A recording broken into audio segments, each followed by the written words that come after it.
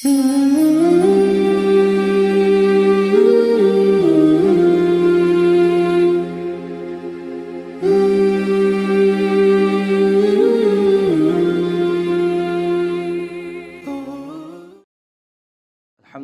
رب العالمین والعاقبۃ للمتقین والصلاة والسلام علی سید الانبیاء والمرسلین نبینا محمد وعلی آلہ واصحابہ ومن تبعہم بإحسان الی یوم الدین۔ الحمدللہ الذی ہدانا لہذا وما کنا لنہتدی لولا ان ہدانا اللہ۔ رب اشرح لی صدری ویسر لی امری واحلل عقدۃ من لسانی یفقہوا قولی۔ اللہم انفعنا بما علمتنا وعلمنا ما ينفعنا وزدنا علما۔ اللہ تعالیٰ کے فضل و احسان سے ہماری تفسیر کی کلاس کا یہ ایک اور سیشن شروع ہوا چاہتا ہے، اس دعا کے ساتھ کہ اللہ تعالیٰ ہمیں نفع بخش علم عطا فرمائے، صحیح بات کہنے کی توفیق عطا فرمائے، جو کہا جائے اس کو قبول فرمائے، عمل کرنے کی توفیق عطا فرمائے، اور جو کچھ اس میں کمی کوتاہی رہ جائے اللہ تعالیٰ اس سے صرف نظر فرمائے۔ اللہ تعالیٰ کے فضل و احسان سے سورہ فاتحہ مکمل ہو چکی ہے، اور سورۃ الفاتحہ کے بعد سورہ بقرہ اس کا آغاز ہو رہا ہے۔ جیسا کہ ہم سب جانتے ہیں کہ سورہ بقرہ قرآن مجید کی سب سے طویل سورت ہے، اور یہ وہ صورت ہے جو مدنی صورت ہے، اور اس کا نام جو ہے جو بقرہ ہے، عربی زبان میں بقرہ کہتے ہیں گائے کو، چونکہ اس میں آگے بنی اسرائیل کا تذکرہ آ رہا ہے، اور اس میں حضرت موسیٰ علیہ السلام اور بنی اسرائیل کے درمیان مکالمہ ہے، اور اللہ کا ایک حکم کہ ایک گائے ذبح کی جائے، اس واقعے کا تذکرہ آ رہا ہے۔ اس نسبت سے اس صورت کا نام سورہ بقرہ ہے، کہ جس صورت میں گائے کا واقعہ مذکور ہے۔ قرآن مجید کی صورتوں کے نام کے حوالے سے ایک بات ذہن میں رہنی چاہیے، اور وہ یہ کہ یہ صورتوں کے نام اس لیے نہیں ہے کہ پوری صورت کسی اسی بات کو جس کا اس کا یعنی نام ہے اس کو بیان کرتی ہے، یا اس کے متعلقہ احکام و مسائل کو بیان کرتی ہے۔ ایک ہی صورت کے اندر بہت سے احکام و مسائل ذکر ہو سکتے ہیں، جبکہ اس صورت کا نام ان احکام و مسائل سے بالکل ہٹ کر کسی ایک بات پر ہو سکتا ہے، جیسے سورہ بقرہ۔ سورہ بقرہ کے اندر بہت ساری باتیں مذکور ہیں، لیکن اس کا نام سورہ بقرہ ہونے کا مطلب یہ نہیں کہ گائے کی کوئی فضیلت یا گائے کی کوئی تشریح یا توضیح اس کے اندر موجود ہے۔ چونکہ ایک واقعہ ہے تو آسان ہو جاتا ہے یاد کرنا کہ یہ کون سی صورت ہے، تو اس کا وہ نام اللہ کے رسول صلی اللہ علیہ وسلم نے بتلایا ہے کہ یہ وہ والی صورت ہے جس میں گائے کا واقعہ ہے۔ تو اسی طرح مختلف صورتوں کے نام ہیں، چونکہ ان کے اندر ان ناموں کی کوئی نہ کوئی وجہ تسمیہ ہے، جو ہم ساتھ ساتھ پڑھتے جائیں گے تو انشاءاللہ العزیز اس پر بات بھی ہوتی جائے گی۔ تو اسی اعتبار سے سورہ بقرہ کا نام جو ہے وہ سورہ بقرہ ہے کہ اس کے اندر گائے کا جو واقعہ ہے بنی اسرائیل کا وہ مذکور ہے۔ اس صورت کو باقاعدہ شروع کرنے سے پہلے جن حالات میں یہ سورہ مبارکہ نازل ہو رہی ہے ان حالات کو سمجھنا اور اس سے متعلقہ کچھ باتوں کو جاننا اس صورت کے احکام و مسائل کو سمجھنے میں ہماری مدد کرے گی۔ سب سے پہلے تو یہ کہ ہم نے کہا کہ سورہ بقرہ جو ہے یہ مدنی صورت ہے، تو مکی اور مدنی کا فرق ہمیں پتہ ہونا چاہیے کہ جب ہم یہ کہتے ہیں کہ فلاں صورت مکی ہے تو اس سے کیا مراد ہے، اور فلاں صورت مدنی ہے اس سے کیا مراد ہے۔ علماء کرام نے اس کی بہت ساری تعریفات بیان کی ہیں، ڈیفینیشنز بیان کی ہیں کہ مکی کون سی ہے اور مدنی کون سی ہے، لیکن جو ایک جمہور کے نزدیک کلاسیفیکیشن ہے وہ یہ ہے کہ ہر وہ صورت جو ہجرت سے پہلے نازل ہوئی ہے، خواہ وہ مکہ میں نہیں بھی نازل ہوئی، کسی اور جگہ نازل ہوئی، وہ مکی صورت ہے، اور ہر وہ صورت جو ہجرت کے بعد نازل ہوئی ہے جب اللہ کے رسول صلی اللہ علیہ وسلم مدینہ تشریف لا چکے تھے تو وہ مدنی صورت ہے، خواہ وہ مدینہ میں نازل نہ ہی ہوئی ہو۔ اور اسی اعتبار سے یہ بھی سمجھ لینے کی ضرورت ہے کہ بعض صورتیں ساری کی ساری مکی نہیں ہیں اور بعض صورتیں ساری کی ساری مدنی نہیں، یعنی ایسا ضروری نہیں ہے کہ ایک سورت کی تمام آیات مکی ہوں اور تمام آیات مدنی ہوں. جیسا کہ سورہ بقرہ ہے، اس کی آخری 2 آیات آمن الرسول بما انزل الیہ من ربہ والمؤمنون سے لے کے آخر تک یہ مکہ میں نازل ہو چکی تھی، لیکن اللہ کے رسول صلی اللہ علیہ وسلم کے حکم کے مطابق یہ پھر سورہ بقرہ کے اندر رکھی گئی. تو مکی اور مدنی میں یہ بات بھی سمجھ لینی چاہیے کہ ضروری نہیں ہے کہ وہ سورت ساری کی ساری ہی ہجرت سے پہلے یا ساری کی ساری ہجرت کے بعد نازل ہوئی ہے، فرق بھی ہو سکتا ہے. اچھا، اسی طرح یہ بھی ضروری نہیں ہے کہ ایک سورت صرف ایک مرتبہ ہی نازل ہوئی. بعض صورتوں کی ایک سے زائد شان نزول صحیح احادیث سے ثابت ہے، یا بعض آیات کے ایک سے زائد شان نزول صحیح احادیث سے ثابت ہے.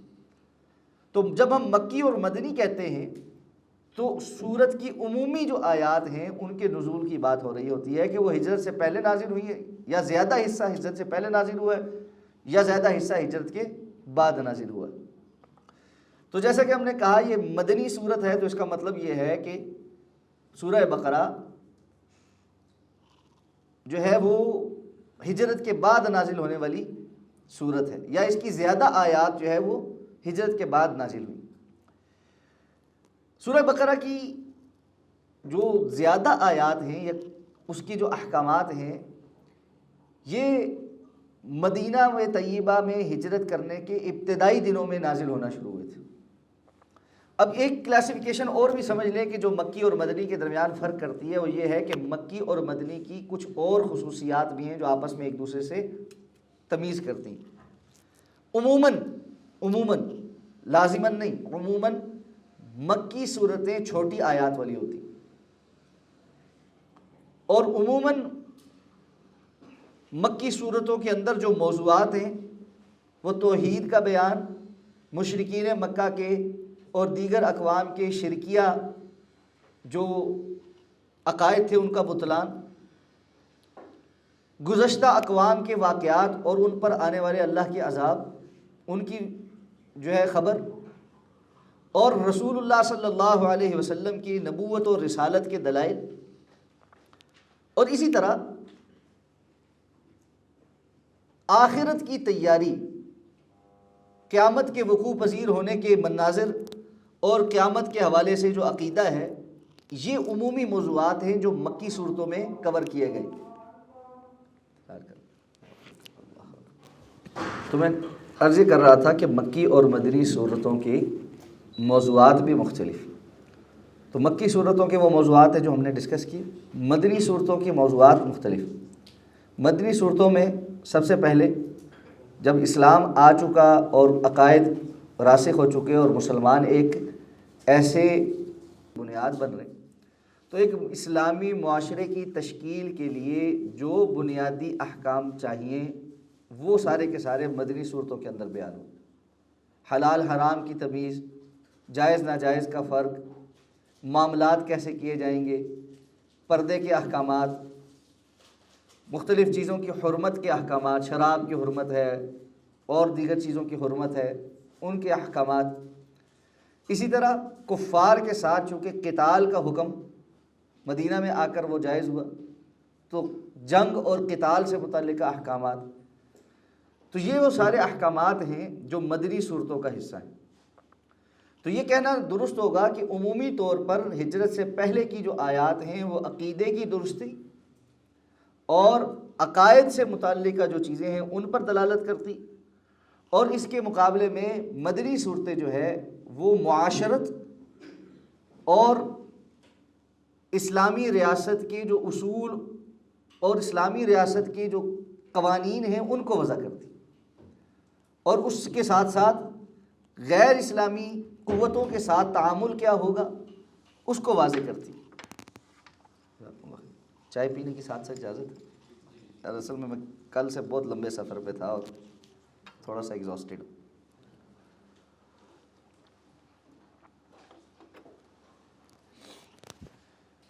تو یہ کچھ کلاسیفیکیشن ہے جو مکی اور مدنی کے درمیان ہمیں فرق سمجھاتی ہے. اب جن حالات میں سورہ بقرہ نازل ہو رہی ہے، ہجرت ہو چکی ہے، مسلمان مدینہ کے اندر آ کر اللہ کے رسول صلی اللہ علیہ وسلم کے ساتھ دین کے لیے کوشاں ہیں۔ اب مکہ سے مدینہ کا جو ماحول ہے وہ مختلف۔ مدینہ کے ماحول میں اہل ایمان کو مختلف قسم کے چیلنجز کا سامنا ہے۔ مکہ کے چیلنجز دو بدو کفر کا اور شرک کا اسلام کے ساتھ معاملہ اور اس کے لیے بحث مباحثہ یا سختیاں تھیں۔ مدینہ میں حالات مختلف تھے۔ مدینہ میں جو ایک بڑی مصیبت اہل ایمان کو جس کا سامنا کرنا پڑا وہ نفاق کی صورت میں نکلا، جو مکہ کے اندر نہیں تھا، یا مکہ میں اگر تھا تو بالکل آخری ایام کے اندر کچھ لوگ تھے جو اسلام سے متاثر تو تھے لیکن مکہ کے جو رسوم و رواج تھے ان کی مخالفت نہیں کر سکتے تھے، تو اسلام کو ظاہر کرنے کی طرف مائل نہیں تھے۔ دل سے قبول کیا ہوا تھا لیکن اس کو ظاہر کرنے کی طرف مائل نہیں تھے، یا دل سے بھی قبول نہیں کیا تھا، معترف تھے تو تذبذب کا شکار تھے، یہ ایک طرح کے نفاق کا شکار تھا۔ لیکن مدینہ کے اندر جب اللہ کے رسول صلی اللہ علیہ وسلم تشریف لائے اور صحابہ کرام تشریف لائے اور ایک مسلمانوں کی بڑی تعداد اوس اور خزرج کے لوگوں کے ایمان لانے کی وجہ سے پیدا ہو گئی، تو انہی لوگوں میں سے ایک گروہ ایسا تھا جو اسلام کی ظاہری جو کامیابی تھی اس کو دیکھ کر یا حالات اور ہوا کے رخ کو دیکھ کر اسلام کا اظہار کر بیٹھے لیکن در حقیقت مسلمان نہیں تھے۔ ان کی بھی اب کیٹیگرائزیشن، منافق بھی بہت ساری قسم کے تھے۔ منافقوں کی ایک قسم وہ تھی جو اسلام کی حقانیت کو سرے سے تسلیم ہی نہیں کرتی، لیکن اپنے لوگوں کے بہت زیادہ اسلام قبول کر لینے، اپنے قبیلے کے لوگوں کے اسلام قبول کر لینے کی وجہ سے ان کے لیے ممکن نہیں رہا تھا کہ وہ کافر ہی رہ جائے، تو قبیلے یا لوگوں کی یا پیئر پریشر کی وجہ سے انہوں نے اسلام کو قبول کیا، اور بس وہ ابھی دیکھ رہے تھے کہ کیا حالات جاتے۔ دوسری قسم کے منافق وہ تھے جو اسلام کے دشمن تھے لیکن ان کو یہ سمجھ آ گئی تھی کہ بالکل واضح دشمنی کر کے ہم اسلام کا کچھ نہیں بگاڑ سکتے، اپنا نقصان کریں گے۔ ظاہری طور پر انہوں نے اسلام قبول کر لیا لیکن اندر کھاتے وہ ہر وقت اسلام کی جڑیں کاٹنے کے لیے باقاعدہ کوشاں رہے، جیسے عبداللہ بن ابی اور اس کے ساتھی۔ ایک قسم کے منافق وہ تھے جنہوں نے یہ دیکھا کہ غزوات ہونے شروع ہوئے ہیں، مال غنیمت آنا شروع ہوا ہے، کوئی مال دولت بھی ملتا ہے، تو ان کا اسلام کی حقانیت سے کوئی تعلق نہیں تھا لیکن مال اور دولت کے پیچھے وہ اسلام کو انہوں نے اسلام ظاہری طور پر قبول کر لیا تھا۔ تو ان کی بھی مختلف کیٹیگریز تھی جن کو اسلام نے پھر جیسے جیسے ان کا اظہار ظہور ہوا یا جس قسم کے منافقین سے پالا پڑنا شروع ہوا تو مختلف آیات میں اللہ تعالیٰ نے ان کو ایڈریس کیا۔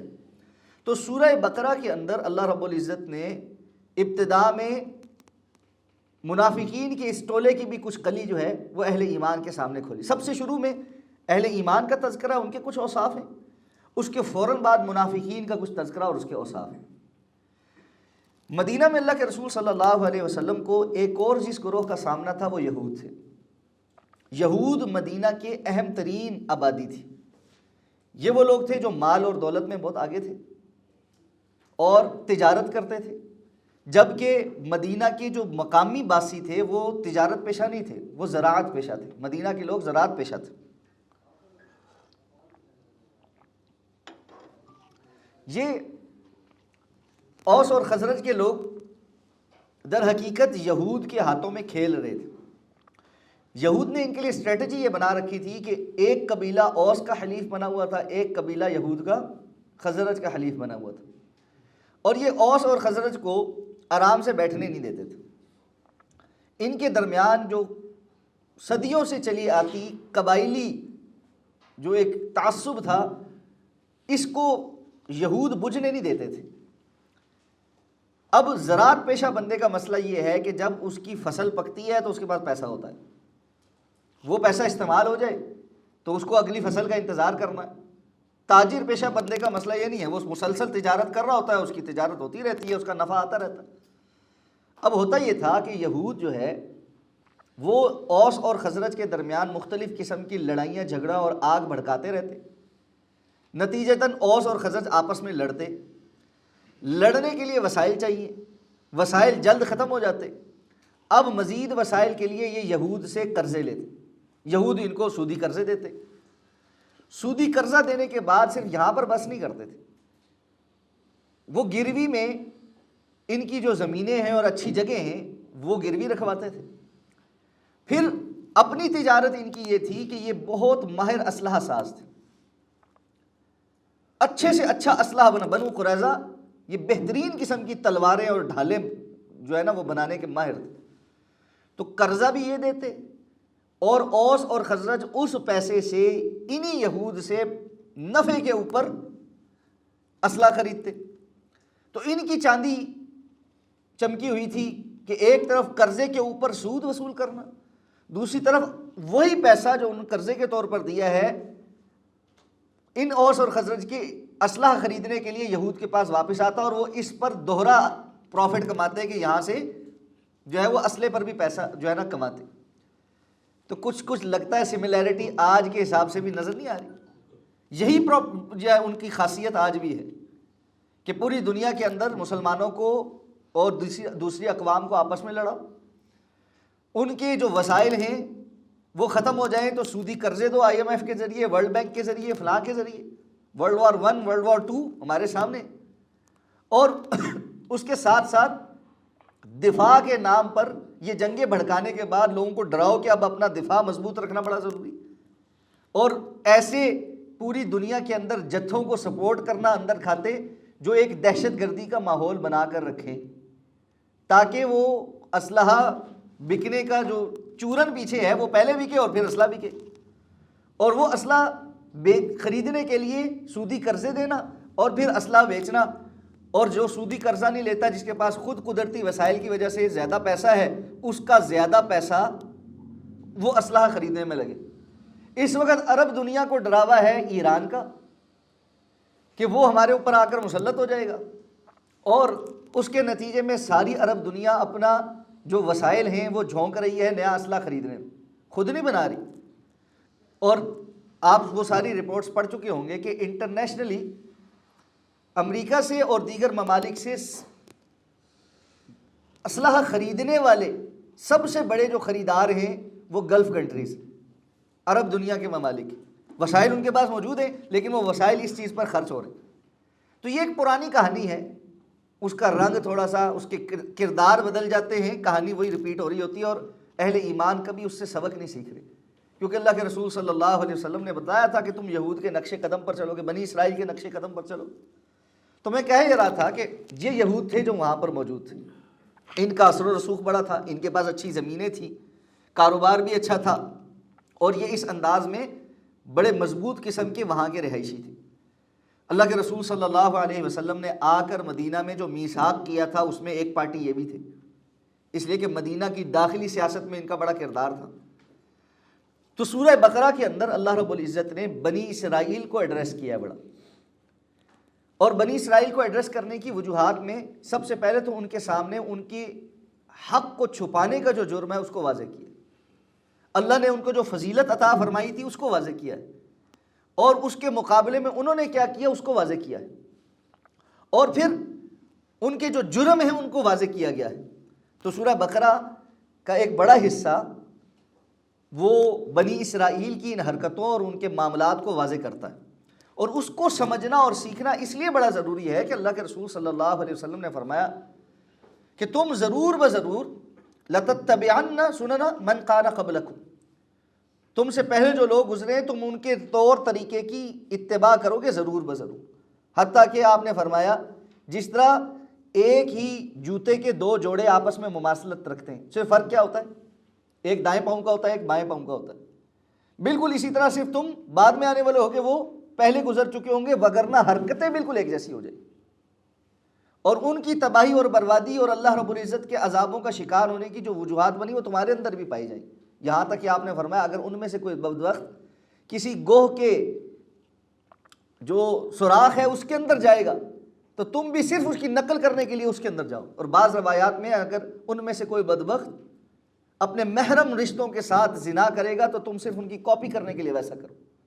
اس لیے اہل ایمان کے لیے بڑا ضروری ہے کہ جہاں جہاں قرآن مجید میں سابقہ امتوں کا تذکرہ اور بالخصوص بنی اسرائیل کا تذکرہ ہے، وہاں پر بہت زیادہ چونکنے کی اور وہاں پر بہت زیادہ سمجھنے کی ضرورت ہے۔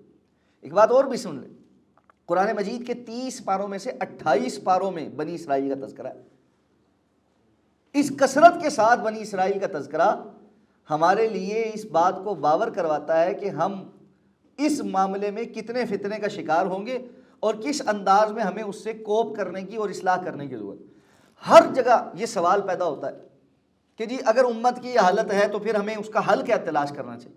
تو بھائی حل کوئی نیات حل نہیں، بیماری کی تشخیص بھی بارہا اللہ رب العزت نے کر دی ہے، رسول اللہ صلی اللہ علیہ وسلم نے اس کی تشریح میں صراحت اور وضاحت بھی کر دی ہے، اور اس کا علاج کیا ہے وہ بھی اللہ اور اللہ کے رسول صلی اللہ علیہ وسلم نے بتلا دیا۔ بس ضرورت اس بات کی ہے کہ انسان اس کو سمجھے، پڑھے اور اس کے مطابق پھر عمل کرے۔ تو تیسری زیادہ بڑی قوم جو ہے وہ اہل ایمان تھے، جو بار بار اسلام قبول کر کے ان کے اندر اضافہ ہو رہا تھا۔ ان کے جو جدید مسائل تھے، جو چیزیں آ کر وہ رسول اللہ صلی اللہ علیہ وسلم سے پوچھتے تھے، جن کا ان کو واسطہ پڑتا تھا، جو اسلامی معاشرے کے خد و خال واضح ہونے تھے، تو سورہ بقرہ کا آخری حصہ، آخری پورشن زیادہ اس سے متعلق ہے۔ تو اس بیک گراؤنڈ میں سورہ بقرہ نازل ہو رہی، لیکن سورہ بقرہ کے ہی آیات میں ہجرت مدینہ کے آخری ایام کے بھی بعض احکامات تھے، جیسے سود جو ہے وہ آخری ایام میں، ہجرت کے بالکل آخری ایام میں اللہ کے رسول صلی اللہ علیہ وسلم کی وفات سے چند عرصہ پہلے، کچھ عرصہ قبل جو نازل ہونے والی آیات ہیں وہ بھی سورہ بقرہ کا حصہ ہیں۔ سود کی حرمت سے متعلقہ جو آیات ہیں وہ بھی سورہ بقرہ کا حصہ، اس لیے کہ معاشرتی احکامات کا ایک بڑا حصہ یہاں پر موجود ہے، تو اس نسبت سے اس کو اس سورت کا حصہ بنایا گیا ہے۔ اچھا، اب ایک بات کی مزید وضاحت کر دوں کہ اب جب ہم یہ کہہ رہے ہیں کہ ایک ہی سورت کے اندر بعض آیات بالکل مدینہ کے شروع میں نازل ہوئیں، بعض آیات مکہ میں نازل ہو گئیں، بعض آیات بعد میں نازل ہوئیں، تو ان کی ترتیب کیسے لگی؟ یہ کیسے ایک سورت کا حصہ بنی؟ اچھا، یہ صورتوں کی جو ترتیب ہے یہ کیسے لگی؟ وعلیکم السلام ورحمۃ اللہ۔ تو اس صورتوں کی ترتیب کے لگنے کی جو صورتحال ہے وہ یہ ہے کہ ہم اس کو کہتے ہیں یہ ترتیب توقیفی ہے، ٹھیک ہے؟ ترتیب توقیفی، وقف کس کو کہتے ہیں؟ سٹاپ، رک جانا۔ توقیفی ہوتا ہے جس کی جو اللہ اور اللہ کے رسول صلی اللہ علیہ وسلم جہاں روک دیا۔ اللہ کے رسول صلی اللہ علیہ وسلم پر جب بھی کوئی آیہ مبارکہ یا سورت نازل ہوتی تھی تو جبریل امین اللہ کے رسول کو ساتھ میں یہ بھی بتلاتے تھے کہ یہ آیت فلاں سورت کی آیت ہے، اور اس کی یہ آیہ مبارکہ فلاں سورت کی آیت ہے، اور اس کی ترتیب یہ ہے کہ یہ فلاں آیات سے پہلے ہے یا فلاں آیات کے بعد ہے، اور اسی طرح یہ جو سورت ہے اس کی ترتیب یہ ہوگی کہ سورہ بقرہ سورہ فاتحہ پہلے ہے، اس کے بعد سورہ بقرہ ہے، اس کے بعد سورہ آل عمران ہے، پھر سورہ نساء ہے۔ اس طرح یہ جو ترتیب ہے یہ ساری کی ساری ترتیب اللہ رب العزت کی طرف سے ہی رسول اللہ صلی اللہ علیہ وسلم پر نازل کی گئی۔ تو بعض لوگوں کا یہ سوال ہوتا ہے کہ ترتیب تو بعد میں لگی ہے، صورتیں اور آیات تو کسی اور ترتیب سے نازل ہوئی، تو ترتیب نزولی کچھ اور ہے، اور اب جو مصحف کی ترتیب ہے یہ ترتیب توقیفی ہے، یہ اور ترتیب ہے، اور یہ بھی اللہ رب العزت کی طرف سے ہی بتائی گئی ترتیب ہے، یہ کسی اور کی اپنی مرضی کی ترتیب نہیں۔ تو باقاعدہ آغاز کرتے ہیں، بسم اللہ الرحمن الرحیم، اللہ کے نام کے ساتھ جو بڑا مہربان بار بار رحم کرنے والا ہے۔ اور بسم اللہ الرحمن الرحیم کی تفسیر پر ہماری چونکہ پہلے تفصیل سے بات ہو چکی ہے تو ہر سورت کے شروع میں ہم پھر اس کی دوبارہ تفصیل نہیں کریں گے۔ الف لام میم، جتنے بھی مصحف آپ دیکھیں گے ان میں ترجمے میں نیچے الف لام میم ہی لکھا ہوگا، ان کو کہتے ہیں حروف مقطعات۔ ہم اردو میں بھی لفظ استعمال کرتے ہیں قطع، ٹکڑا۔ مقطعات اس لیے کہا جاتا ہے کہ یہ علیحدہ علیحدہ کر کے ٹکڑا ٹکڑا کر کے پڑھے جاتے ہیں، یہ علم نہیں پڑھا جائے بلکہ کیا ہوگا؟ الف لام اور میم۔ اور رسول اللہ صلی اللہ علیہ وسلم کی وہ حدیث مبارکہ جو قرآن مجید کی تلاوت کی فضیلت میں ہے، اس میں آپ صلی اللہ علیہ وسلم نے فرمایا تھا کہ اس کے ایک ایک حرف کو پڑھنے کی 10 نیکیاں ہیں۔ وَلَا أَقُولُ الف لام میم حرف بل الف حرف ولام حرف ومیم حرف۔ اور آپ نے فرمایا یہ نہیں کہتا کہ الف لام میم ایک حرف ہے، بلکہ الف ایک حرف، لام ایک حرف ہے اور میم ایک حرف۔ تو الف لام میم کی تلاوت پر 30 نیکیاں ملتی ہیں۔ اب الف لام میم کا معنی کیا ہے، یا جہاں جہاں حروف مقطعات ہیں ان کے معنی کیا ہے، اس پر بہت لمبی چوڑی بحثیں، بہت لمبی چوڑی باتیں تفاسیر میں لکھی ہوئی۔ ایک بات جو ہمیں سمجھ آنی چاہیے وہ یہ کہ عربوں کے ہاں اپنی شاعری میں اور اپنی نثر میں اس طرح کے رموز، اس طرح کے سمبلز کو استعمال کرنا عام تھا۔ وہ اپنی گفتگو میں، اپنی شاعری میں، اور خاص طور پہ آپ کو پتہ ہے کہ عرب زبان پر بہت فخر کرتے، تو زبان کی گہرائی اور اس کے اندر بلاغت، فصاحت، اور بہت زیادہ ایک خاص طور پہ کچھ پرسرار قسم کی چیزیں ڈالنا تاکہ اس کی گہرائی کے اندر اضافہ ہو جائے۔ تو مختلف شاعروں کے اپنے اپنے دیوانوں کے اندر سٹائلز ہوتے تھے کہ اگر کسی شاعر نے یہاں پر کچھ حروف کو علیحدہ سے بالکل بیان کر دیا ہے تو اس کا مطلب وہ یہ لیتا ہے، یہ عام طور پہ معروف تھا۔ تو اسی اسلوب کو اللہ رب العزت نے بھی اپنی کلام کے اندر ایک چیلنج کے طور پر باقی رکھا ہے۔ اب میں چیلنج کے طور پہ کیوں کہہ رہا ہوں اس پر بات کرتا ہوں، لیکن چونکہ یہ عربوں کے ہاں معروف تھا، اسی لیے آپ دیکھیں گے کہ رسول اللہ صلی اللہ علیہ وسلم سے کسی صحابی نے پوچھا اللہ کے رسول یہ الف لام میم کیوں ہے، یہ الف لام را کیوں ہے، الف لام میم صاد کیوں ہے، کاف ہا یا عین صاد کیوں ہے، یہ صاد یہ قاف یہ کیوں ہے؟ کسی صحابی نے حیران ہو کے نہیں سوال کیا، اس لیے کہ عربوں کے ہاں یہ مستخدم تھا۔ لیکن اس کے معانی کیا ہیں اللہ تعالیٰ نے رسول اللہ صلی اللہ علیہ وسلم کو بھی نہیں بتلائے، رسول اللہ صلی اللہ علیہ وسلم سے بھی کسی صحیح روایت میں آگے یہ معنی منتقل نہیں ہوئے۔ اس پر جو کچھ لوگوں نے لکھا ہے وہ اسرائیلی روایات یا بعض دیگر ادھر ادھر کی قصے کہانیوں پر لکھا ہے، جس کو آپ یقینی طور پر کچھ نہیں کہہ سکتے۔ ایک بات جو بہت سارے علماء نے لکھی ہے، سلف صالحین نے لکھی ہے، وہ یہ ہے کہ اللہ تعالیٰ نے ان حروف کو اسی طرح نازل فرما کر ایک چیلنج دیا ہے کہ جس طرح اللہ رب العزت نے ان حروف کو نازل کیا ہے اور ان سے آگے اپنی کتاب کو نازل کیا ہے، یہی حروف تمہارے استعمال میں بھی ہے، انسان کے استعمال میں ہے نا۔ تو اگر تم سمجھتے ہو یہ کتاب اللہ کی طرف سے نازل کردہ نہیں ہے تو انہی حروف کو استعمال کر کے تم اس جیسی کتاب لا کر دکھاؤ۔ اور قرآن مجید میں اس چیلنج کی سراحت بھی ہے، اس جیسی کتاب لے آؤ، اس جیسی 10 صورتیں لے آؤ، فاتو بسورۃ من مثلی، اور کچھ نہیں کر سکتے، ایک چھوٹی صورت جیسی صورت لے آؤ۔ اور یہ چیلنج قیامت تک کے لوگوں کے لیے اپنی جگہ پر اس قرآن مجید کی حقانیت کے لیے کھڑا ہوا، اور لوگ تمام تر کوشش کرنے کے باوجود آج تک اس چیلنج کو پورا نہیں کر سکے۔ تو الف لام میم اور قرآن مجید میں جتنی بھی جگہ پر حروف مقطعات ہیں اللہ ہی ان کے معانی کو زیادہ بہتر جانتا ہے، کوئی اور نہیں جانتا۔ سلف صالحین کا یہ موقف ہے کہ ان کے متعلق ہمارا ایمان کیا ہے کہ وہ اللہ ہی جانتا۔ یہاں پر ایک وضاحت کر دوں کہ ہمارے ہاں لوح قرآنی کے نام سے یہ مشہور ہے، لوح قرآنی ملتی ہے جی، بکتی بھی ہے، ہدیہ ہے جی، اس کا یہ جی کیا کرنا ہے جی، اس کو گھر میں لگانا ہے، دکان پہ لگانا ہے۔ لوگوں کی سوچ یہ ہے کہ جی اس سے خیر برکت ہوتی ہے اور رزق میں اضافہ ہوتا ہے اور بلائیں ٹل جاتی ہیں۔ ایسی کوئی بات ہمیں کتاب و سنت سے ثابت نہیں۔ کہ پہلی بات یہ کہ ان تمام حروف مقطعات کا نام لوح قرآنی ہے، یہی ثابت نہیں۔ یہ لوح قرآنی بہت بعد میں کسی نے ایجاد کر لیا کہ یہ لوح قرآنی، اور پھر ان حروف کو لکھ کر کہیں لگانا،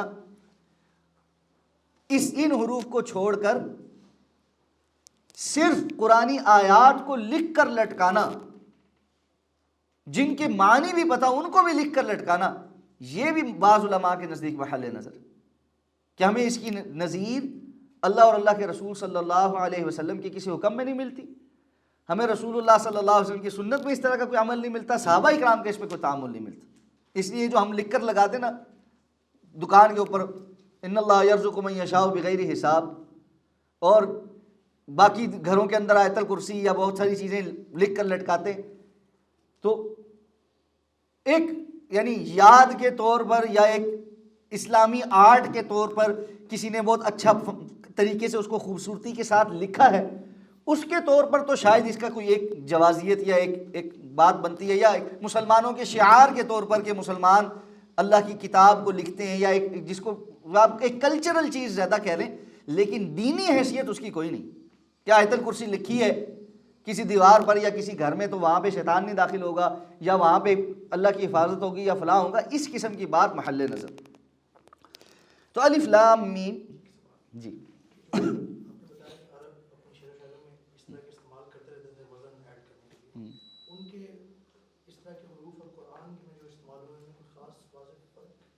نہیں دیکھیں حروف تو حروف ہیں.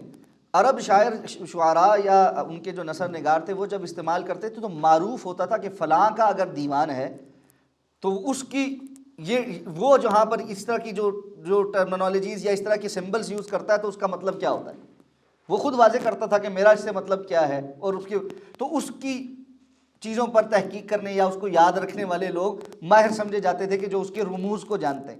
جس طرح آج کل ہم قرآن مجید میں دیکھتے ہیں کہ جو ہمارے اجمیوں کے لیے جو نسخے ہیں اس کے اندر مختلف نشان لگے ہوتے ہیں، کہیں پہ توئے بنی ہوتی ہے، کہیں پہ لا لکھا ہوتا ہے، کہیں پہ میم لکھا ہوتا ہے، کہیں پہ کوئی نشان بنا ہوتا ہے. پھر آخر میں ایک پورا جو ہے نا 2 صفحوں کا جو ہے نا چیپٹر ہوتا ہے جو بتاتا ہے کہ جی فلاں فلاں علامت کا کیا مطلب ہے. تو اس طرح کے ان کے طریقہ کار تھے. فرمایا ذالک الکتاب لا ریب فیہ ھدی للمتقین. ذالک الکتاب، یہ کتاب، لا ریب فیہ، اس میں کوئی شک نہیں، ہدن ہدایت ہے، للمتقین متقین کے لیے. اب اس کتاب میں کوئی شک والی بات نہیں ہے. ذالک الکتاب، یہ کتاب، اور ہم نے پہلے بھی بات کی تھی جہاں پر بھی الکتاب کی بات ہوگی اس سے مراد قرآن مجید ہوگا. تو الکتاب یہ قرآن مجید، یہ کیا ہے؟ یہ ایسی کتاب ہے جس کے اندر کوئی تردد، کوئی شک نہیں ہے. دنیا کے اندر کوئی بھی آتھر ہو وہ ایسی کتاب لکھے جو ایک تحقیقی کتاب ہو، جامع کتاب ہو، اصول کی کتاب ہو، قوانین کی کتاب ہو، اور خبروں کی کتاب ہو، اور وہ صرف انسانوں کی نہیں مختلف عالموں کی خبر دیتی ہو اور غیبی امور کی خبر بھی دیتی ہو. اس کو کوئی یہ نہیں کہہ سکتا کہ میری بات بالکل 100% درست ہے اور اس میں کوئی شک نہیں، اور چیلنج کے طور پہ کہہ دے کہ میری یہ بات کبھی بھی غلط نہیں ہو سکتی. ذالک الکتاب لا ریب فیہ، یہ دعویٰ صرف رب کائنات ہی کر سکتے ہیں، اس لیے کہ اللہ کا علم سابق، شامل اور کامل ہے، اور اللہ رب العزت کے علم میں کسی قسم کا کوئی نقص نہیں، کوئی کمی نہیں، کوئی اضافہ نہیں، اور جو کچھ اللہ نے بیان کیا ہے وہی مبنی بر حق ہے. اس لیے اللہ تعالیٰ نے شروع میں ہی یہ بات واضح کر دی کہ یہ کتاب جو اللہ نے اتاری ہے لا ریب فیہ، اس کے اندر کوئی شک اور شبہ نہیں. ایک معنی یہ بھی ہے کہ اس کتاب پر ایمان رکھنے والوں کے دلوں میں اس کتاب سے متعلق کوئی شک اور شبہ نہیں. اور یہی وجہ ہے کہ موجودہ دور کے فتنوں میں سے ایک بڑا فتنہ شبہات کا فتنہ، ڈاؤٹس کا فتنہ، کہ ایمان والوں کے دلوں میں ایمان سے متعلق، اللہ کی کتاب سے متعلق ڈاؤٹس ڈال دیے جائیں، دین سے متعلق ڈاؤٹس ڈال دیے جائیں، شبہ پیدا کر دیے جائیں. تو یہ شبہ جو ہے وہ انسان کو متزلزل کر دیتا ہے، انسان کو ہلا دیتا ہے، یقین کی کیفیت نہیں اس کے اندر پیدا ہونے دیتا، جبکہ ایمان یقین کا متقاضی. اس لیے اللہ نے فرمایا ذالک الکتاب لا ریب فیہ، یہ کتاب بغیر کسی شک شبے کے، اس کی ہر بات یقینی ہے. اور کیا ہے؟ ھدی للمتقین، یہ ہدایت ہے کن کے لیے؟ متقین کے لیے. قرآن مجید میں دوسری جگہ اللہ نے فرمایا ھدی للناس، یہ لوگوں کے لیے ہدایت ہے، اور یہاں پر فرمایا یہ متقین کے لیے ہدایت ہے. اس کی تفصیل یہ ہے کہ ھدی للناس میں اللہ تعالیٰ نے یہ بطور ہدایت تو سب کے لیے اتاری ہے. ایسا نہیں ہے کہ اللہ تعالیٰ نے مخصوص کیا ہو کہ یہ لوگ جو ہے صرف یہی اس کے مخاطب ہیں، باقی لوگ اس کے مخاطب نہیں. ہم نے آپ کو کافۃ للناس بشیرا و نذیرا، تمام لوگوں کے لیے خوشخبری دینے والا اور ڈرانے والا بنا کر بھیجا. تو اس معنی میں یہ کتاب سب کے لیے ہدایت کا ذریعہ ہے کہ جو بھی اس کی طرف آنا چاہے گا بغیر تعصب کے، حقیقت کی عینک سے اس کو صحیح انداز میں پڑھنے کی کوشش کرے گا تو وہ اس کو ہدایت عطا فرمائے. لیکن مکمل اور صحیح ہدایت جو کسی رستے پر چلا دیتی ہے، اور جیسے ہم نے پہلے بھی اس بات کی طرف اشارہ کیا تھا کہ ایک ہدایت وہ ہے جو کسی کی رہنمائی ہے، صرف کسی کو بتا دینا ہے کہ راستہ لاہور کو یہ والا جاتا ہے، اور ایک یہ ہے کہ کسی کو لے کر لاہور پہنچا دینا. تو یہ متقین کے لیے ہدایت ہے، بمعنی جن کو یہ اس رستے پر چلا دیتی ہے وہ کون ہے؟ جو تقوی اختیار کرتے ہیں۔ تقوی کیا ہے؟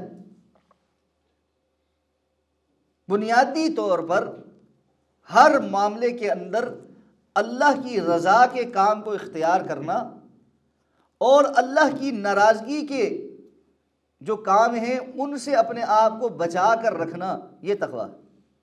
اور اس بچانے کی تفصیل حضرت عمر رضی اللہ تعالیٰ عنہ نے حضرت ابی بن کعب سے پوچھی تھی کہ ابی یہ تقوی کیا ہوتا ہے؟ تو انہوں نے کہا آپ کبھی بکریاں یا اونٹ چراتے ہوئے کسی ایسی جگہ سے گزرے ہیں جہاں پر بہت ساری جھاڑیاں ہوں؟ کہا جی گزرا ہوں۔ تو حضرت ابی بن کعب نے کہا کہ آپ وہاں سے کیسے گزرتے؟ حضرت عمر نے کہا میں کپڑے سمیٹ کر بہت احتیاط کے ساتھ گزرتا ہوں کہ کہیں میری کپڑوں کے ساتھ یہ جھاڑیاں الجھ نہ جائیں، اور ایک ایک قدم دیکھ کر رکھنا پڑتا۔ ہمارا یہی تقویٰ ہے کہ زندگی کے معاملات میں ہر جگہ پر حرام کی جھاڑیاں ہیں، کانٹے ہیں، ناجائز چیزوں کی الجھنیں ہیں، ان ساروں کے اندر پھونک پھونک کر قدم رکھنا، اپنا آپ اپنا لباس ایمان کا لباس بچا بچا کر رکھنا کہ وہ کہیں ادھر پھنس نہ جائے ادھر پھنس نہ جائے، یہ تقویٰ ہے۔ اور اس کے مقابل آپ دیکھ لیں کہ جو بندہ ایسی جگہ پر ایک کھلا لباس پہن کر دوڑتا چلا جائے، اس کے لباس کی کیا کیفیت ہو جائے گی، اور وہ کہاں کہاں سے پھٹ کر ختم اور ایک نا یعنی چیتھڑے کی صورت اختیار کر لے گا، پھٹے ہوئے بدنما لباس کی صورت اختیار کر لے گا۔ یہی حالت تقوی کے بغیر بھاگ دوڑ کرنے والے انسان کے ایمان کی ہو جاتی ہے کہ اس کا ایمان جو ہے وہ بدنما اور پھٹا پرانا بالکل ایسا ہو جاتا ہے، اور آخر کار ایسا ہو جاتا ہے کہ وہ اتر کر بالکل ختم ہی ہو جاتا ہے۔ وہ انسان ایمان سے عاری ہو کر اور یہاں پھر رہا ہوتا ہے، ایمان ہوتا ہی نہیں اس کے پاس۔ تو ھدی للمتقین، یہ متقین کے لیے ہدایت ہے۔ اب یہ متقین کون ہیں؟ ان کی صفات یہاں بیان ہوئی ہیں، 6 صفات بیان ہوئی۔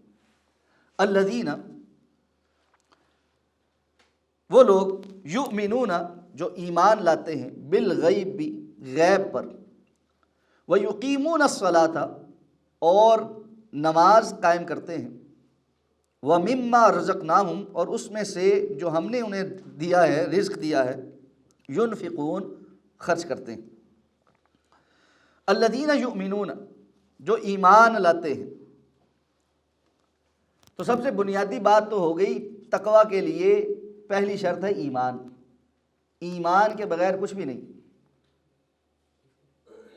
موجودہ دور میں ایک بہت بڑا مسئلہ لوگوں کے لیے پیدا ہونا شروع ہو گیا ہے کہ جی ایمان کو ایک بالکل غیر اہم چیز سمجھ لیا گیا ہے۔ آپ کو بہت سے لوگ یہ کہتے ہوئے نظر آئیں گے کہ فلاں بندہ جو ہے نا بہت اچھا انسان، بڑا اخلاق والا ہے، فلاں معاشرہ بڑا اخلاق والا ہے، بڑے تہذیب والے لوگ ہیں، لائنیں بنا کر چلتے ہیں، صفائی ستھرائی کا خیال کرتے ہیں، فلاں کرتے ہیں فلاں کرتے ہیں۔ ان کے اور ہمارے درمیان صرف ایک کلمے کا ہی فرق ہے، باقی سارے مسلمان ہیں وہ۔ اب ان ایسے لوگوں کے لیے یہ جو کلمے کی بنیاد ہے، ایمان کی جو بنیاد ہے، وہ شاید بہت ایک غیر اہم سی چیز نظر آتی، جبکہ یہ کلمہ اور ایمان اساس اور بنیاد ہے جس پر انسان کی نجات ہوگی۔ رسول اللہ صلی اللہ علیہ وسلم کی حدیث مبارکہ جس میں ایک شخص قیامت کے دن آئے گا اور اس کے 99 تا حد نگاہ گناہوں کے رجسٹر ہوں۔ اللہ تعالیٰ اس سے پوچھیں گے کہ تمہیں اپنی کوئی نیکی بھی یاد ہے؟ کہے گا یا اللہ نیکی ہو بھی تو اتنے گناہوں کے سامنے میرا کیا بنے گا؟ اللہ تعالیٰ کی طرف سے حکم ہوگا کہ آج پھر بھی انصاف ہوگا، اس کی ایک نیکی ہمارے پاس محفوظ۔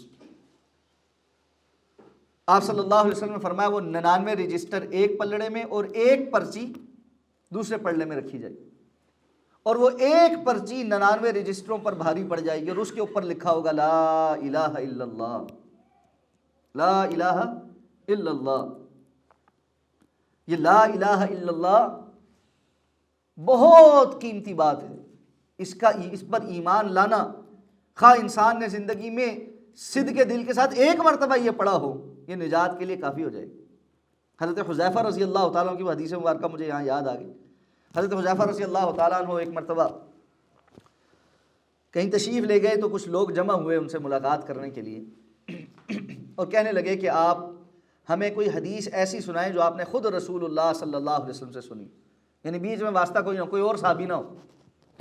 حضرت حذیفہ رضی اللہ تعالیٰ عنہ نے ان کو حدیث سنائی کہ اللہ کے رسول صلی اللہ علیہ وسلم فرمایا قرب قیامت میں ایسے لوگ ہو جائیں گے اور ایمان کی ایسی کیفیت ہو جائے گی اور فتنے اتنے بڑھ جائیں گے کہ ایسے لوگ ہوں گے جو صرف کلمہ پڑھیں گے، نہ نماز پڑھیں گے، نہ روزہ رکھیں گے، نہ حج کریں گے، نہ عمرہ کریں گے، نہ کوئی اور نیکی کا کام پڑھیں گے، سوائے کلمہ کے ان کے پاس کچھ اور باقی نہیں بچے۔ جب یہ حدیث سنائی تو مجلس میں بیٹھے ایک بندے نے کہا کہ جب نہ نماز پڑھیں گے، نہ روزہ رکھیں گے، نہ حج کریں گے، نہ دین کا کوئی اور کام کریں گے، یہ کلمہ ان کو کیا فائدہ دے گا؟ حضرت حذیفہ نے نا دوسری طرف رخ پھیر لی، اس نے دوسری طرف آ کے یہی بات دوبارہ پوچھی کہ جب نہ نماز پڑھیں گے، نہ دین کی کسی بات پر عمل کریں گے، ایسے فتنے میں مبتلا ہوں گے، یہ کلمہ پڑھنا، صرف لا الہ الا اللہ کہنا ان کو کیا فائدہ دے گا؟ حضرت حذیفہ نے اس طرف منہ کر لیا۔ اس نے پھر آ کے سوال کیا تیسری مرتبہ، حضرت حذیفہ نے 3 مرتبہ پھر کہا یہ کلمہ ان کو جہنم سے نجات دلا دے گا، یہ کلمہ ان کو جہنم سے نجات دلا دے گا، یہ کلمہ ان کو جہنم سے نجات دلا دے گا۔ اب کیسے ہوگا واللہ اعلم، ضروری نہیں ہے کہ اس کا مطلب یہ ہے کہ جو مرضی گناہ کرتے رہو جہنم میں جانا ہی نہیں، اور جو ہے کہ کہتے یہ کلمہ نجات کے لیے کافی ہو جائے گا، کیونکہ صریح احادیث میں، خاص طور پہ احادیث شفاعت میں ہمیں پتہ چلتا ہے کہ اللہ رب العزت آخر میں جو اعلان فرمائیں گے کہ جس نے ایک مرتبہ بھی لا الہ الا اللہ کہا تھا اس کو بھی جہنم سے باہر نکال۔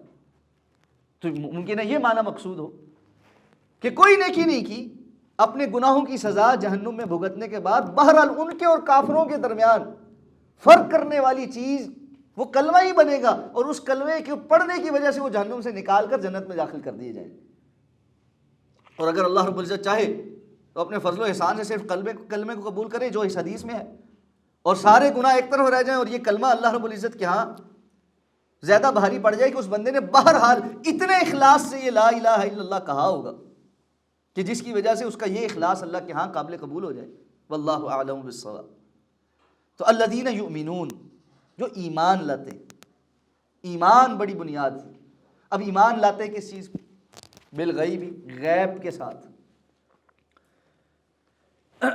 کہ امتحان ہے ہی غیب پر ایمان لانے کا نام۔